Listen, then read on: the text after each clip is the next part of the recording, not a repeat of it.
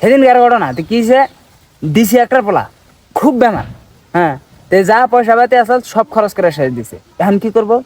তে পরে সবারই কইতেছে যে একটা ভিডিও বানাই দাও, তো কে বানাই দিতেছে না। ধ্রুব রাত্রি আছে, ওরও কইছে একটা ভিডিও বানাই দাও, ও বানাই দেয় নাই। তে আমার করছে কল কল করে সব ঘটনা খুলা কইলো।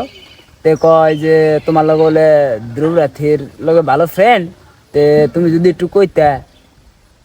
তে কইলাম দেখি। পরে রাত্রে সময় মিলাই ধ্রুব রাত্রি দিলাম কল। তে কইলাম চিন্তাও কি হ, আনের নাম্বার আমার কাছে সেভই আছে। আমার হাতে আবার বড় বড় ইউটিউবার গুলোকে মিল, মানে কি করে ওরা মাঝে মাঝে কল করে কব ভাই তাহলে একটা স্ক্রিপ্ট কইয়া দেন। হ্যাঁ, আমি আবার কইয়াও দিই যে এটা বানাও এটা বানাও, হ্যাঁ এটা বেশি চলবো। পরে তো কলের মধ্যে খুব রাগারাগি করার পরে কয় ভাই আমি তো ভাবি নাই যে ওটা আনের চিনাকি মানুষ বিলা, এখন হাতে না পায়ে ধরে। পরে কইলাম ঠিক আছে তাড়াতাড়ি ভিডিও বানাই দাও।